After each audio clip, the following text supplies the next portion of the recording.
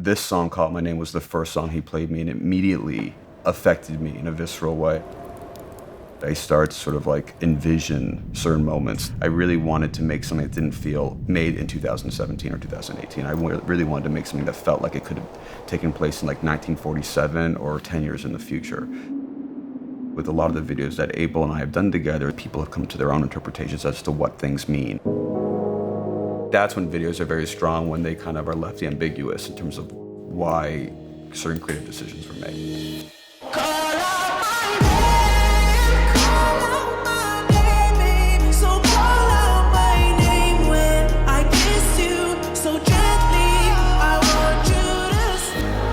It was a 2-day shoot, so it was very quick. We shot all the street stuff, all the theater stuff, and that control room in 1 day. So there was no time to sort of like reflect, or you just had to like go, go, go, go, and hope that you're making the right decisions as you're doing that. The first location where the film opens is in Taft, California, which is like 2 or 3 hours north of LA. I picked Taft because it looked like anywhere. It could be, you know, somewhere in Texas, Ohio, the Northeast, or California. I liked the fact that it felt placeless. We don't know where we are. We're sort of booming down. We pass a street lamp that turns on perfectly on the opening beat. When I first heard the song, I knew that that drop that happened about like, I don't know, 45, 55 seconds into the song, it was this big moment. I don't even know how I thought of it, but I just wanted this moment. I'm like bats flying out of his mouth. You know, in music videos, we're so used to seeing them cut so frequently, and it's like everything's at this really rapid pace, essentially to hide either the poor filmmaking or like the lack of coverage. And I just felt like his performance was so captivating and his passion was so apparent that like it would be a disservice to his performance to cut. We spent weeks in post building these bats in 3D, trying to make them look as real as possible and get the speed right so that they match with the song. I wanted to sort of introduce this theater. You'll see the edges are completely perfect. That was done by my obsession and the mill's great work, because there was maybe a little bit of spill, but I wanted it to be perfect, so we spent some time cleaning that up. The beat is so strong, and he lands on the beat, and I immediately was like, okay, we have to like whip and then sharp land on the beat.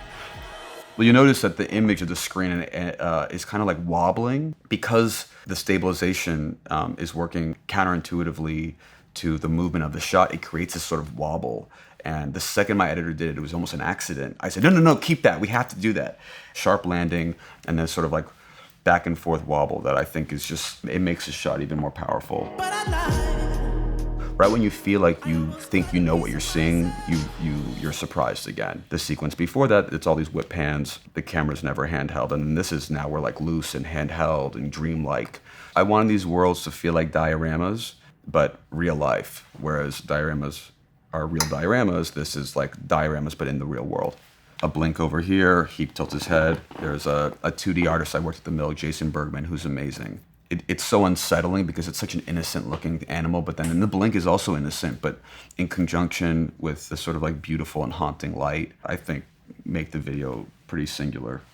It's a real burnt forest that I think was burned in the fires from, I don't know, a year or two ago, and I was just struck by how beautiful and terrifying it looked. This felt very symbolic and perfectly aligned with sort of what we were trying to do visually and atmospherically.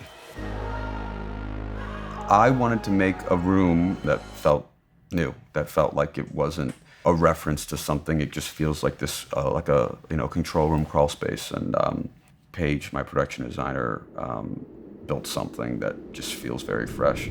It's not tall enough to have anyone stand in. I think it's 3 feet high. We have a crane going in, one constant speed, moving forward perfectly to this light. The camera's rotating, so it just becomes this very mechanical, very precise, weightless move. As we travel through the light in the control room, we pass these clouds, and by passing the clouds, it almost like, I think they smooth out that transition because it just feels so real. These buildings were all made in 3D, so none of this was real. So this bird creature is obviously very haunting and mysterious and also undefinable. It's sort of thematically in line with a lot of these other setups that we've introduced previously.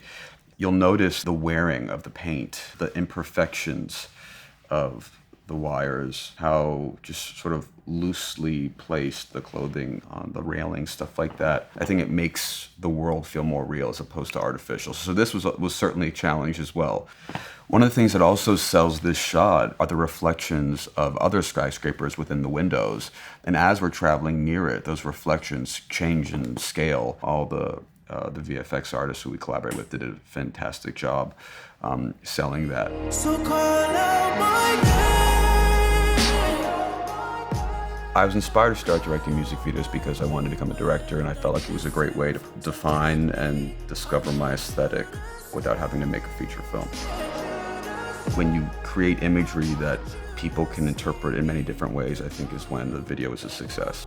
Abel is like a true artist in every sense of the word, so collaborating with him is great because I feel like he always just wants to push things artistically and visually, and he keeps me on my toes.